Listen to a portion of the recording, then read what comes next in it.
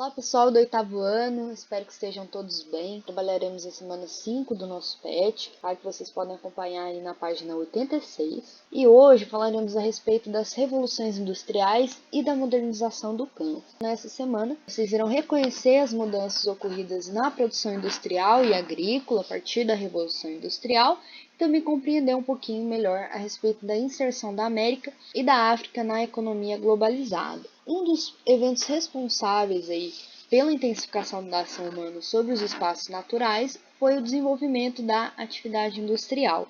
Então, desde o início da Revolução Industrial, no século XVIII, até atualmente, o ser humano ele presenciou uma grande transformação na forma de produção, porque ele saiu do estágio aí de produção artesanal e foi em direção aí a um período marcado pela intensa utilização de máquinas. Então, cada vez mais modernas, muitas delas nem mesmo precisam mais da operação humana. Então, essa busca incessante por lucro e produção cada vez maiores estimulou também uma especialização cada vez maior do trabalhador e entre empresas, que podem se localizar nas mais diferentes partes do mundo. Então, a participação de cada país na escala produtiva global define então a sua posição na divisão internacional do trabalho. Então, os países centrais fornecem ao mercado consumidor e à escala produtiva os produtos industrializados, enquanto que os países de economia periférica oferecem matéria-prima ou produtos semifaturados. Essa situação nós vamos encontrar muito nos países da América, da África, principalmente,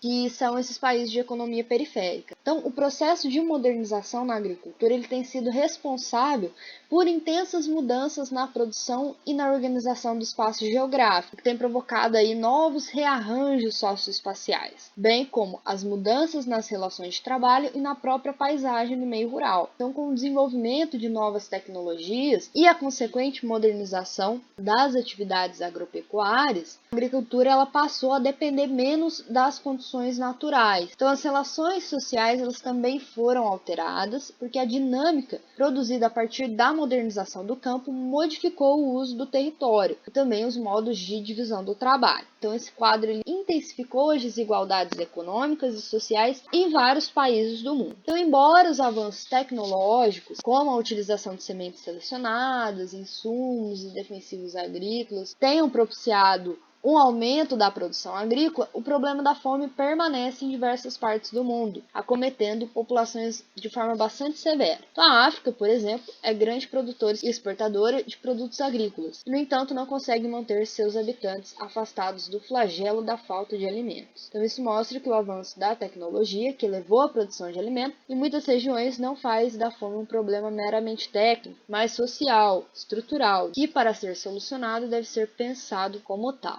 Agora nós veremos um pouquinho mais a respeito do que foi esse processo de revolução industrial. Esse processo é um só, porém ele se divide em várias fases, por isso revoluções industriais. A Revolução Industrial foi um período aí de grande desenvolvimento tecnológico, foi iniciado na Inglaterra a partir da segunda metade do século XVIII. Então, foi um momento aí em que houve a consolidação do modo de produção capitalista, que é esse modo de produção que nós vemos hoje.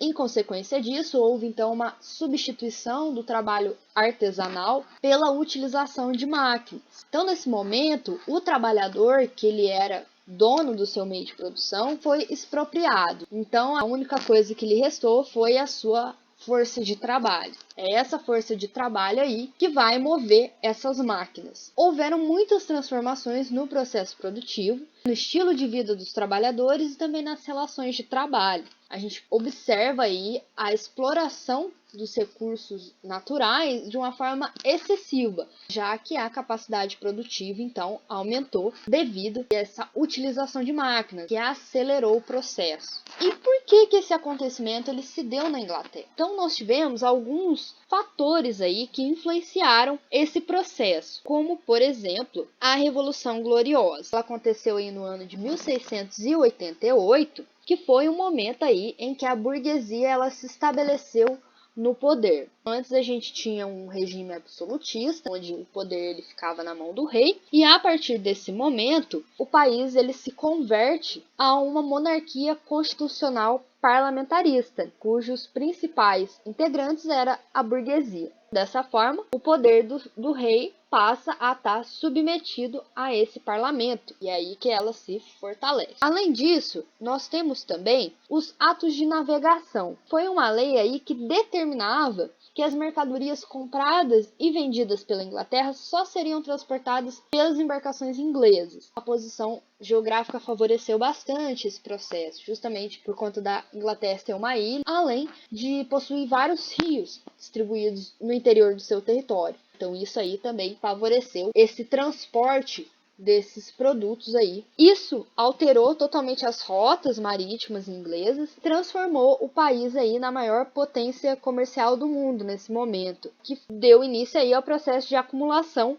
de capital no país. Foi justamente esse capital excedente que foi o responsável pelos investimentos no desenvolvimento das máquinas. Nós temos aí nesse momento também uma grande quantidade de mão de obra. Tivemos a lei dos cercamentos, no caso aí as terras comuns que eram utilizadas pelos camponeses, no regime feudal, passou a serem propriedades para o pastoreio de ovelhas e também para a implantação de técnicas mais modernas de agricultura na produção de lã, voltada principalmente para a indústria têxtil. Então, nesse momento, os camponeses eles são expulsos do campo, que é o processo de êxodo rural, e vão para as cidades. E é nas cidades que essa lã cultivada nesses campos passa a ser utilizada na produção têxtil. Uma das coisas também que favoreceu esse acontecimento na Inglaterra foi a grande quantidade de reservas de carvão e de ferro encontradas no território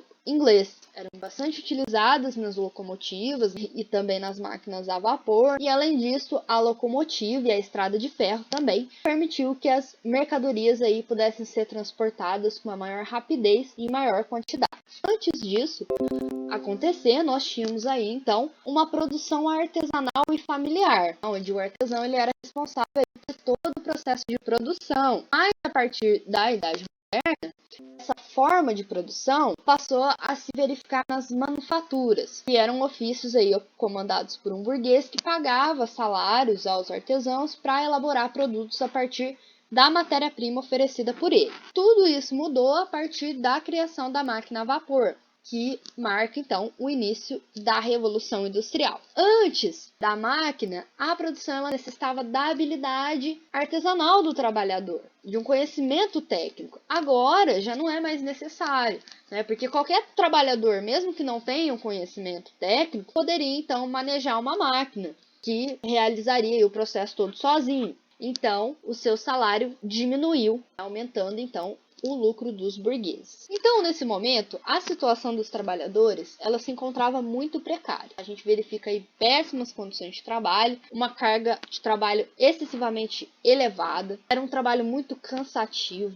perigoso e também não havia direito trabalhista nenhum. Então, quando os trabalhadores eram afastados por algum problema de saúde, eles simplesmente não recebiam, porque só recebia aqueles que trabalhavam integralmente, e os que ficavam aí fisicamente incapacitados de trabalhar eram demitidos na hora e outros trabalhadores eram colocados no lugar dele. Com relação à questão salarial, a gente vê uma diferenciação entre mulheres e crianças que recebiam bem menos do que os homens naquela época. Até hoje a gente ainda vê alguns resquícios dessa situação, infelizmente.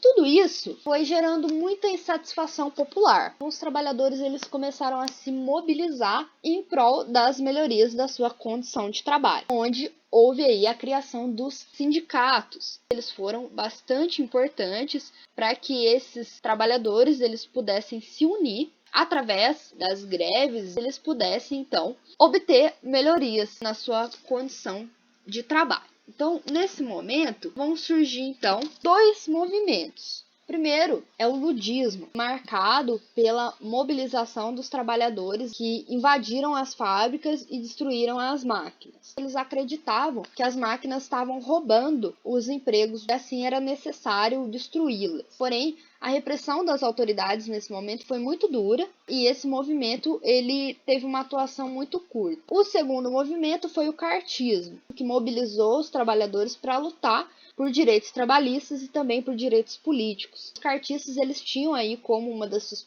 principais exigências que todos os homens, por exemplo, eles tivessem direito ao voto, reivindicavam que a classe trabalhadora tivesse uma representação no parlamento. Então, a Revolução Industrial ela se divide em 3 fases. No que tange essas transformações no campo econômico, tecnológico e social, cada uma dessas fases possibilitou uma nova organização da sociedade, como também deu início a uma nova forma de produção e de consumo de bens e serviços. Representa aí um desenvolvimento das sociedades mediante as tecnologias empregadas em cada período. Apesar de ser apresentada em fases, a Revolução Industrial era um processo contínuo aí de transformações que foram alterando a forma de produção capitalista. A primeira Revolução Industrial, essa que a gente veio falando até agora, então não vou entrar muito em detalhes porque a gente já comentou dela. A segunda Revolução Industrial se iniciou na metade do século XIX, foi até o século XX e acabou durante a Segunda Guerra Mundial. Ela foi fomentada aí, principalmente pelas revoluções burguesas que ocorreram no século XIX, responsáveis pelo fim do antigo regime e o fortalecimento do capitalismo, impulsionado pela industrialização. Temos também a instituição do capitalismo financeiro, em que a gente observa a especulação monetária e também o maior peso do setor bancário na economia.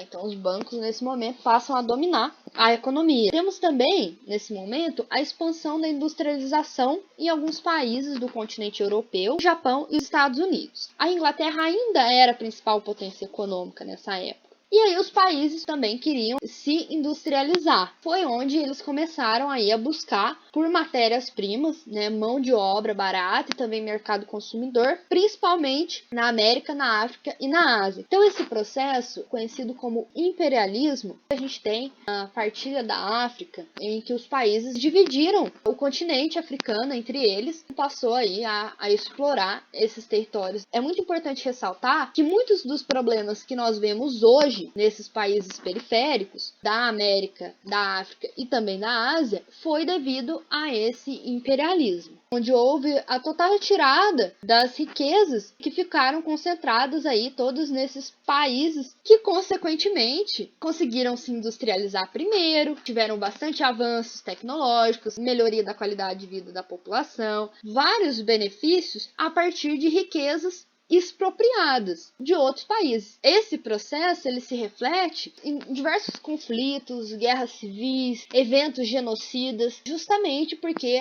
esses imperialistas agrupassem etnias e tribos rivais com essa divisão, por não respeitar a forma deles mesmos se organizarem. Consequências muito marcantes até hoje. E resultou na carência de recursos fundamentais para a sustentação do seu povo. Então, as nações que hoje poderiam usufruir de uma situação econômica e social de maior estabilidade, enfrentam aí muitos desafios, como por exemplo a pobreza, a miséria. Marcante nos países da África, da América, da Ásia também. A principal causa dessa pobreza foi justamente a ação dessas nações imperialistas. Se hoje essas nações são ricas é porque fizeram de outras pobres. Por se julgarem superiores às demais culturas existentes, os imperialistas eles perseguiam a identidade dos povos, usurpando a sua própria autonomia. A terceira revolução industrial representa o desenvolvimento tecnológico no campo científico. Chamamos essa terceira revolução de revolução técnico-científico-informacional, porque é nela que a pesquisa tecnológica, a indústria, o mercado se unem aí para criar um novo modelo de produção, muito mais eficiente e competitivo a nível mundial. Isso permitiu um maior fluxo de informação ao redor do mundo. Então essa alteração no padrão produtivo só é possível pelo desenvolvimento tecnológico, os produtos cada vez mais carregados de informação e de tecnologia. Com a terceira revolução industrial, o avanço dos transportes e das comunicações, as indústrias elas migraram aí de áreas próximas aos mercados consumidores para as áreas com boa infraestrutura e também próximas aos centros de pesquisa, chamados tecnopolos. Esse esquema resume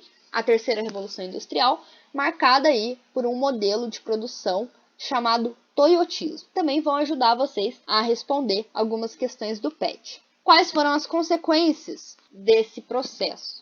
Tivemos várias, como o crescimento desenfreado das cidades, né, que acarretou a favelização, a marginalização de pessoas, o aumento da miséria, da fome, da violência, uma organização da sociedade dividida em dois grupos, burguesia versus proletariado. Então a gente tem uma minoria burguesa contra uma maioria de trabalhadores, corresponde ao povo. Tivemos aumento das indústrias e da produção em massa em curto espaço de tempo, avanços nos setores de transporte, de telecomunicações, que ampliaram então o mercado consumidor e também o escoamento dos bens produzidos, o aumento de doenças, o desemprego e a maior disponibilidade de mão de obra barata, avanços no setor da saúde e também no campo da medicina, né, que possibilitaram uma melhoria na qualidade de vida da população, a maior difusão de informações e de notícias, um mundo aí mais integrado, de forma mais instantânea, e também o aumento dos impactos ambientais extremamente negativos, também o esgotamento dos recursos naturais.